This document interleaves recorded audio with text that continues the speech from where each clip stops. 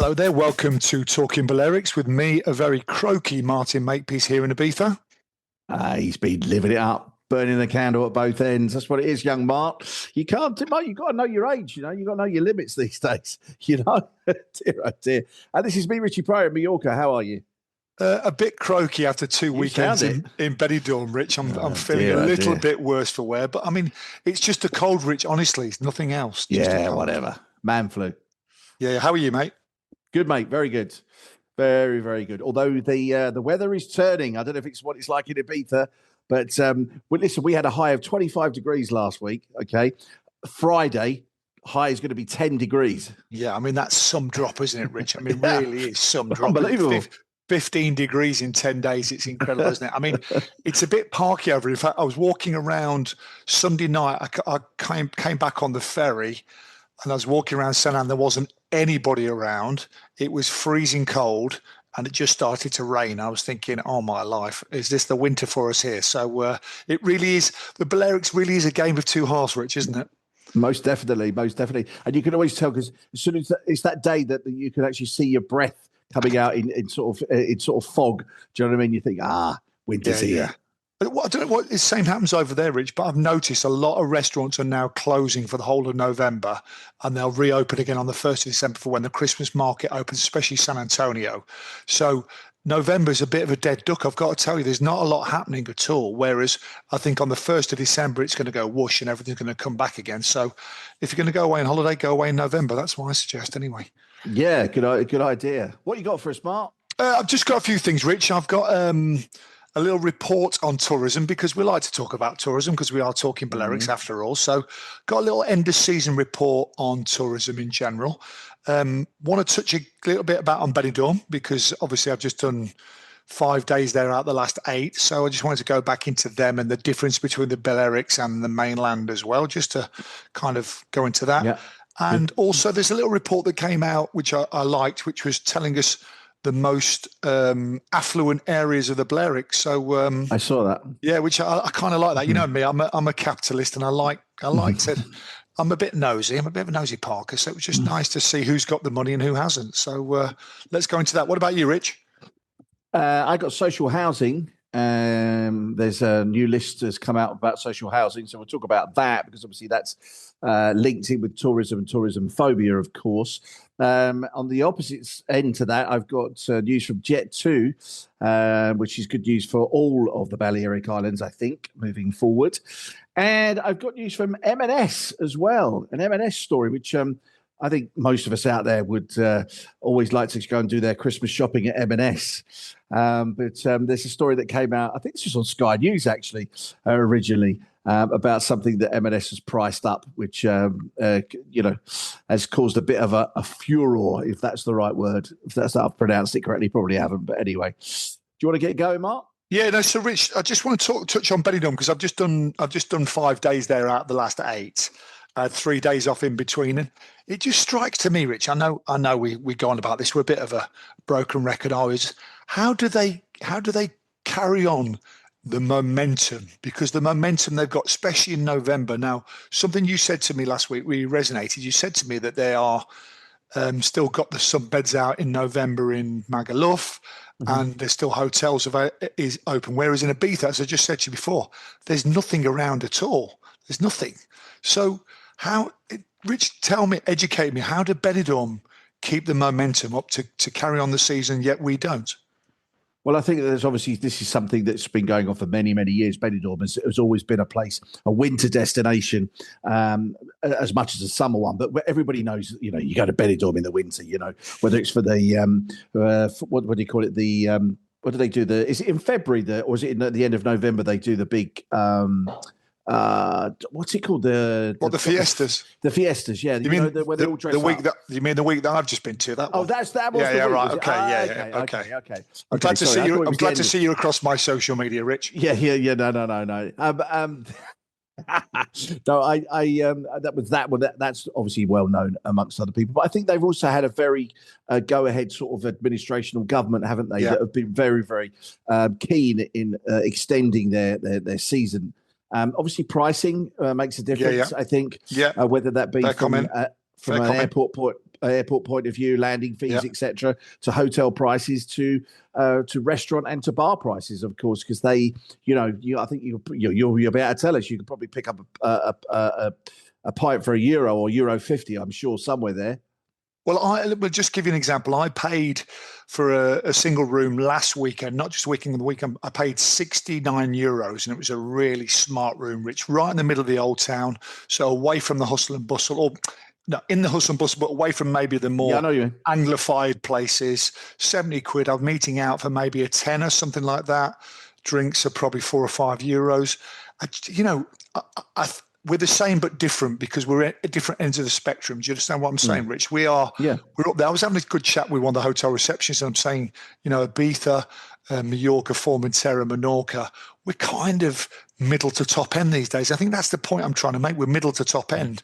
We can afford to be a little bit more choosy, I suppose. Whereas Benidorm, they've got this really go ahead kind of attitude where they just the more the merrier, don't they? And I think they're the powers that be understand their market. And I think that's the difference. I think they understand their market, not just that, Rich, they embrace their market. Now, we could be talking about any resort in Spain. And I think if you've got an administration that understands the market, embraces the market, understands there has to be rules and regulations as well. You can't have a free-for-all. But as long as you understand your market and you know what you are, then so be it. I mean, the more the merrier. Sometimes I worry, Rich, do the Balearics know our market? Do we want one thing and have another, or vice versa? So, that was just my comment on the mainland. Listen, I stay out. I did 2 days in the old town of Benidorm, which was wonderful, and then we stayed in Albia, which is about 8 kilometres outside of Benidorm. So we're not in the mixer. But the whole area, I've got to say, Rich, I'm very impressed. The Valencian government know what they're doing. And maybe sometimes there should be a little bit of a job share between Valencia and the Balearics, shouldn't there, really, just to see how tourism's done wholesale. Well, I've stayed in the old town. It's beautiful, Mark. I stayed at a hotel right at the top of the old town, actually, right on the sort of cliff edge where they do that view over the whole of the Bay of Benidorm. It's beautiful. Beautiful, yeah. And some lovely tapas restaurants in and around that area as well. And you're right, you're sort of a little bit out of the mainstream of Benidorm when you're in the old town. But, as I say, it does what it says on the tin. It's Benidorm, and everybody knows that's what you're going there for. You're not going there for culture or anything, really. Let's face it. You're going there for a bit of a booze up, aren't you? Let's be honest about it. It's not beat around the bush. And I don't think that's what Mallorca or Ibiza wants anymore. I don't think they do want at all. But also, Rich, I think going on that point there, I think it can marry the two. I think you can have a bit of culture with the tapas and the traditional food, but also on your doorstep, you've got bars, as you said, a couple of quid a pint or whatever. So if you want to go boozy, and Rich, it is a boozy place. I've got to tell you, it is a very boozy place. People, do you know what I said to you about Ibiza? We've lost that bar culture. We've lost that people sitting around bars drinking and whatever. Benidorm is the exact opposite. It absolutely embraces that culture. And it's not for everybody, don't get me wrong. I mean, people will be listening to this podcast going, "Oh, Benidorm," but I just think it knows what it does. And as you said, it does what it says on the tin. You know what you're getting, don't you? Well, I think you and I are perfect examples. Listen, I love a drink as much as anybody else, but I don't want to be doing it morning, noon, and night, to be perfectly honest. Yeah. Do you know what I mean? I don't. But I still want to go out for a nice meal. I want to stay in a nice hotel. So which still can be done in Benidorm, but could be done here. And it could still be the fact that we could still promote ourselves as a winter destination. Look, we've had the weather up to this week, of course, as we know. Do you know what I mean? We've had good weather, but it shouldn't all just be about pound a pint and everything else. Absolutely not. No, absolutely not. It could be done differently. No, we don't want that in the Balearics. But as I said, a big up to Benidorm. I really enjoyed my time, but I'm kind of glad I live in the Balearics. I've got to tell you, it's a little bit more, bit more me, mate. To be honest, what you got, Richie? Well, Jet2 has marked a major milestone in its continued growth and success by announcing the launch of flights from London Gatwick. You must remember, obviously, Jet2 launched from the north. They were pretty much a northern airline to begin with. Leeds, Bradford, Manchester, Liverpool, that's where they were flying from. And then they started to move south. They went to sort of Birmingham, East Midlands, moved into Stansted. And you thought probably it was only a matter of time before they actually did get themselves into Gatwick. And surefire enough, that's where they are. They've launched now. I think it's 29 different destinations, of which the Balearics is one of the biggest, of course, which is great news, I think, from a holiday point of view. So that includes obviously Mallorca, Ibiza, and Minorca as well. And yeah, I think it's a positive mood. Obviously, weirdly enough, I was reading a story at the weekend. I can't remember where it was. Was it in the Times or the Guardian? Which, yeah, you might go, oh, you're reading the Times or the Guardian. It was about a company called Wizz Air. I don't know if you know about Wizz Air, one of these low-cost airlines based out of Poland. It's Polish. Is it Polish? Hungarian? Yes. Polish? Is it Polish? Well, might be, but I thought it was Polish. But anyway, they are pulling out of Gatwick. Well, not pulling the whole operation out of Gatwick, but they're pulling out of Gatwick because they said the landing fees are too expensive for them, and they're moving quite a lot of their operation now to Luton. So it's interesting that one sort of airline has gone in but obviously they're a holiday company, whereas a no frills airline is moving out to Luton because they say it's too expensive. No, I mean, I was listening to a really good podcast about Michael O'Leary the other day. You know, I'm a bit obsessed with this guy. And there's a BBC podcast which someone sent to me, actually, fully enough, after we spoke about it last week, and I listened to it. And what was interesting about the low cost, Rich, is that back in the day, they all had their areas. So Ryanair was Stansted, EasyJet were Luton, Leeds Bradford was Jet2. Now that they're all literally competing against each other, aren't they? So they're all in the mix. I think anything that brings more flights in is good as long as they don't have a price war, because if you have a price war, there's always losers. And one usually folds and the other one usually goes more expensive. So short term, it's good price war, but long term, it's not very good. So no, I'm all for it. And I think Jet2, you know, they're the new air tours, aren't they? I mean, we're going to show our age now, aren't we? Or the new Thomas Cook for those people who worked in the tourist industry. They are a mainline brand, and they are bums on seats, bringing people over to the islands. And they've done a great job. And I think this is just another signal that they're moving in the right direction. Yeah, they literally have become the biggest tour operator in the UK now. They have overtaken TUI, as we know. Their atoll license is, I think, over 5 million now, to be honest with you. They started with an atoll license of 25,000 back in 2007 to give you what their growth is. So they're over 5 million now, which is, you know, a tremendous growth. And let's be honest about it. Steve Heapy, who I think we both know, has done a tremendous job at that company. Very, very good indeed. And, you know, as I say, they do what they do. And, you know, obviously the song from Jess Glynn has sort of gained quite a lot of traction on TikTok and Instagram. And in reality, it's great for them, isn't it, really? Even if people are taking the mickey out of it, people will still remember that it is Jet2. Well, there's no such thing as bad publicity, is there, mate, really, at the end of the day. So no, exactly.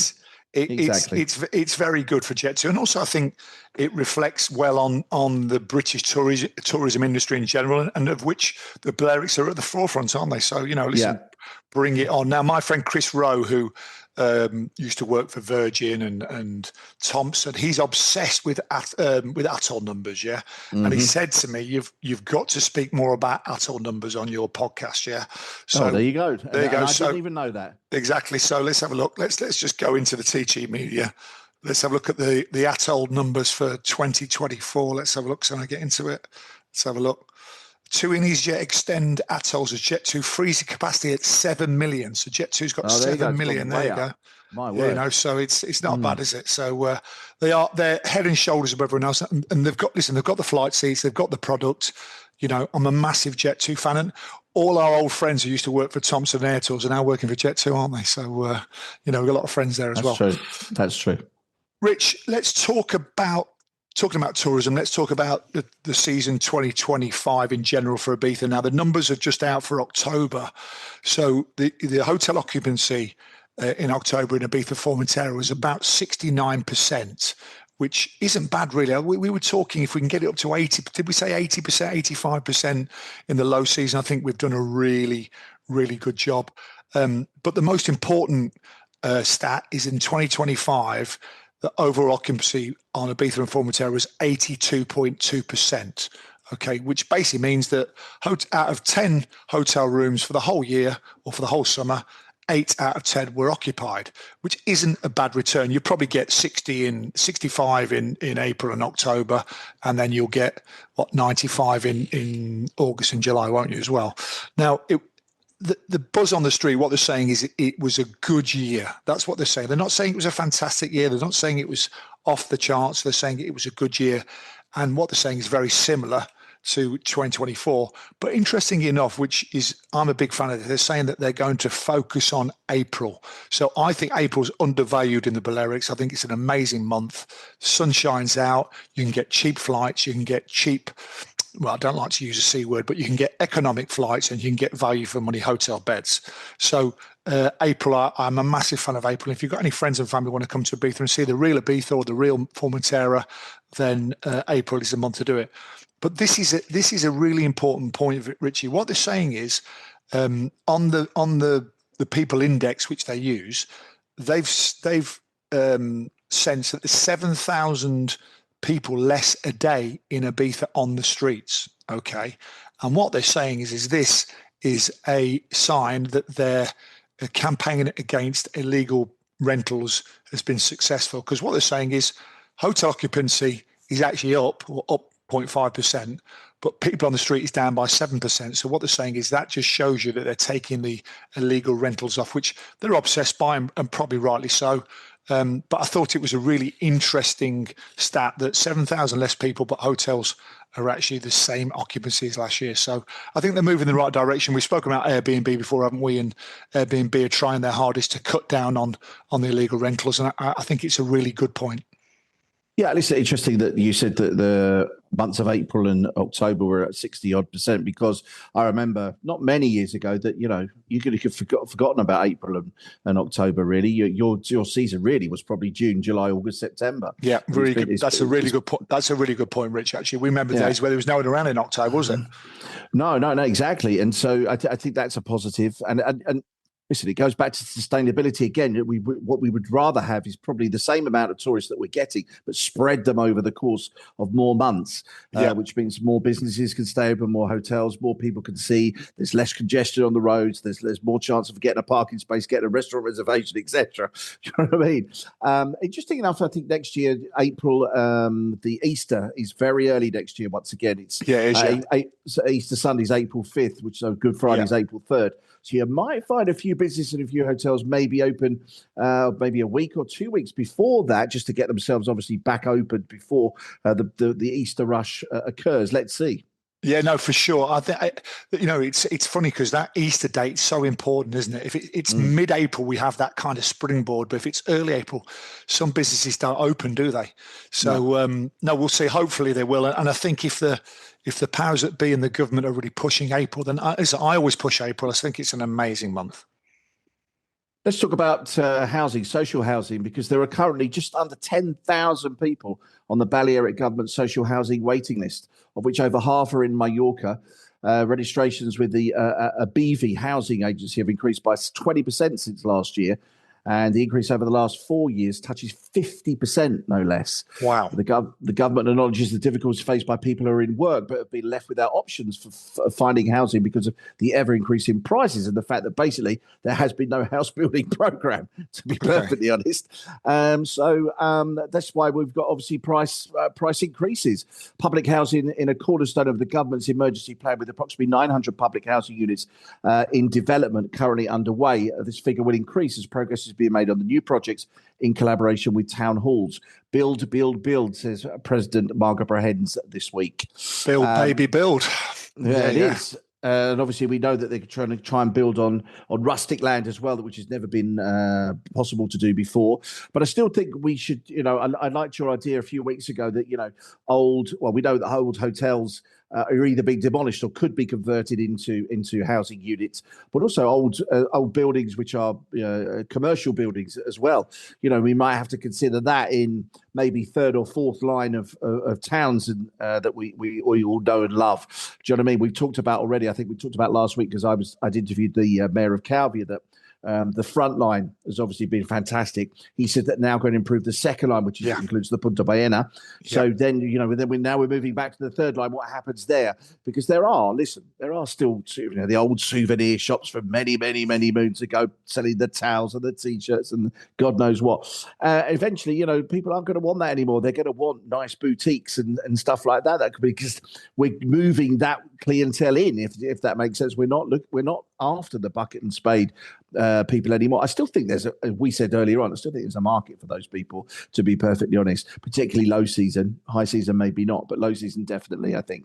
Yeah, and I think the third line and the fourth line now. If you look at again San Antonio, the urban centre of San Antonio, it's full of closed souvenir shops. Now, this is a proven method in the UK, I believe, is where you regenerate an area by turning these old shops into residential living. Those people are going to shop somewhere. They're going to eat somewhere. They're going to have coffees. All of a sudden, you're making a dead area, a dead space, into a busy little vibrant area. And I think something we've got to look at, especially in these old-fashioned towns like San Antonio.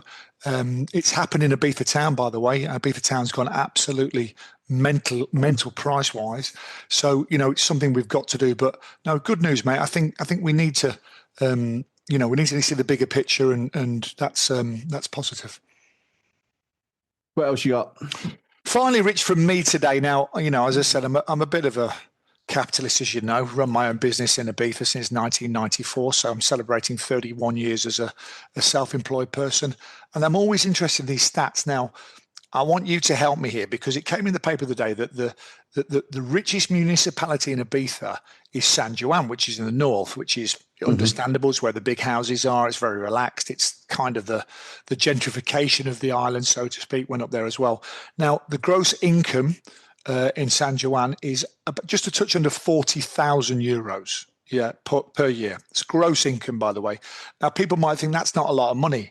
No, it's not, because in the Balearics, we have a very good standard of living and we don't have to earn that much money. Well, we never used to. These days, it's a little bit different with the house prices, but you can live relatively cheaply, shopping-wise and eating and drinking out if you choose to. Now, these are the five municipalities, or the four municipalities in Mallorca, which earn the most. Now, first of all, we've got Esporles. Now, where is that, Rich? I've never even know where that is. Where's Esporles? Esporles is sort of, you're heading out towards the west. You're sort of north of Palma. Yeah. You're heading out towards the west, towards Valdemossa, basically. That's where Esporles is. Well, Valdemossa's second on the list, so you've got them two together. Okay. Now, tell me why would that be? It surprised me that Esporles is actually on top of it, to be honest with you.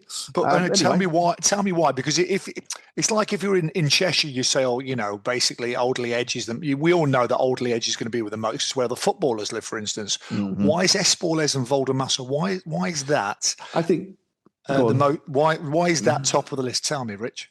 I think maybe because you're in the mountainous range and everybody knows obviously the views and everything over on the. I mean, given any. I think most people would say if I needed to live anywhere, I would live on the West Coast. It's true. And a lot of very affluent people do live on the West Coast. I could name you Michael Douglas, Richard Branson, they've all got properties over on the West Coast of the island. So that's basically the reason behind that, because of the views and how beautiful it is over there. Some real big hitters there, by the way, as well. So, Bob Geldof, I could keep going. I could keep going, and people have got properties over there. We've got Buñola's third on the list, which we know Buñola. Quite nice, just near the Real Mallorca training ground, isn't it, Buñola? I think, is that right? It is. That's correct. Yeah, that's correct. Yeah. And fourth on the list is Santa Maria del Camí, which I've got no idea where that is, by the way. Santa Maria is basically not that far out of Palma, actually, to be perfectly honest. It's home to one of the big wine sellers, Matthew Batley. Lives, not lives, but has a big winery there, or bodega as they call them, in Santa Maria. That's not far out of Palma, to be honest with you. You're within a 10-minute drive outside of Palma, in Santa Maria. So once again, nice part of the world.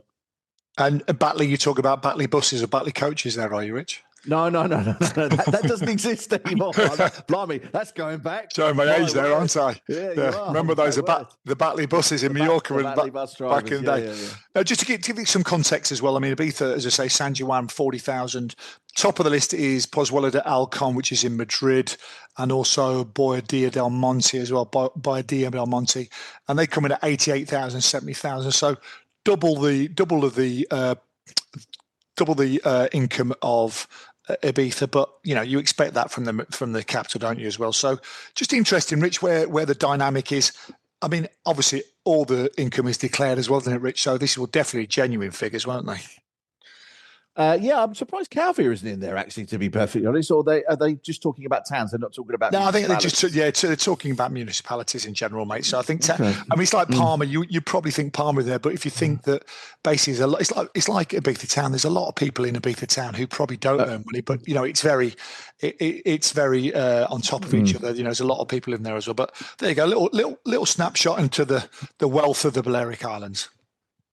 Well, according to Sky News, a row. I love this. A row has erupted. Blimey, when I tell you the story, you'll be going, "What?" A row has erupted over the prices of Panda Cristal on M&S's website. Apparently, Marks and Spencer is selling 2 slices of bread for up to £4.50 of this Panda Cristal. Well, you have to explain what Panda Cristal is, though, Rich. I'm afraid for people. Panda Cristal. Yeah, I knew that was coming. Yeah. Luckily, I looked it up. It's a Catalan bread. It's a bread from Spain, originating in Barcelona, characterized by high hydration and double fermentation, resulting in a very hollow and I don't even know how you can pronounce that. Alveolar crumb, it says here. It's almost non-existent. It's strong flour, water, yeast, olive oil, and salt. Wow. There you go. That's Panda Cristal. So apparently, yeah, M&S is selling it for £4.50. And then the topper, which is obviously normally either olive oil or on top with salt and tomato, as we would know, Mark, which over here is called Pamboli, of course. And then you can add, if you wish, you can add like ham to it. You can add cheese to it. You can add pretty much anything to it as well. But apparently, massive rows broken out over these 2 slices of bread that Marks and Spencer are selling. But let's be honest. I mean, I don't know about you, Mark, but I'm definitely paying in the region of between €4 and €5 for a tostados, as we call them here, with tomatoes. And the big thing right now is with aguacate, which is avocado. Sorry, avocado. Couldn't think of the word in English. So that's one of the big things over here now. So I don't think they're that far out with their pricing, to be perfectly honest. But obviously, when you actually see just 2 slices of bread for £4.50, then obviously it's a massive row, though, Rich, isn't it? It's massive. Slow news day on Sky, obviously. Do you know what I mean? It's ridiculous. We should actually do a whole podcast on ham and cheese, shouldn't we? Really, because you could do that.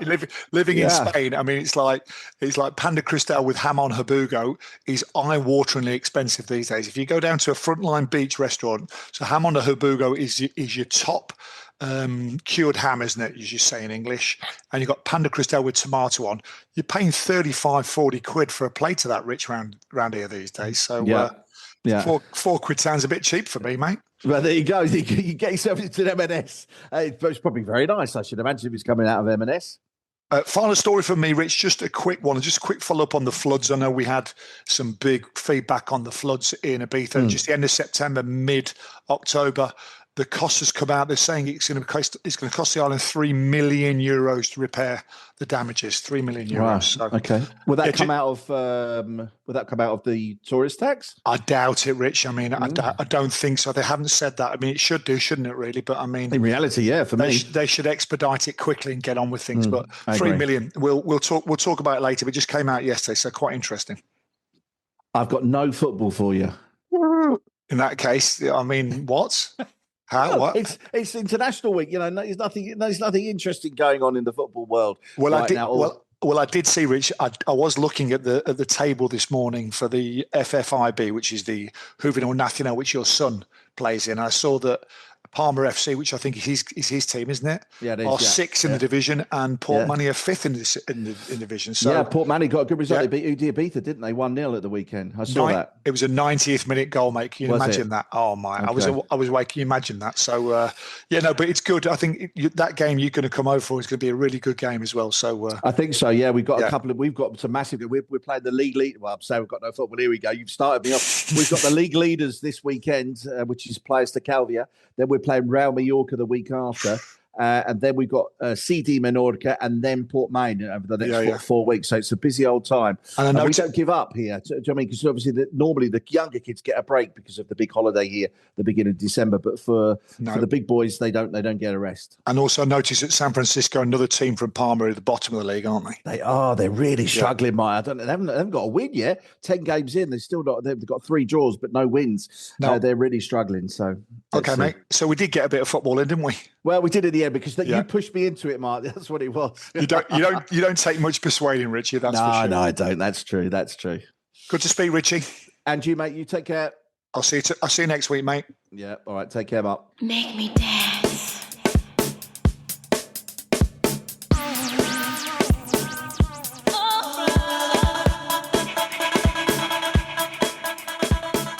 You've been listening to the Talking Balearics podcast with Martin Makepeace and Richie Pryor. This is the only English-speaking podcast covering the Balearic Islands, which has a thriving expat population and welcomed 15.3 million international tourists in 2024, including almost 4 million UK visitors.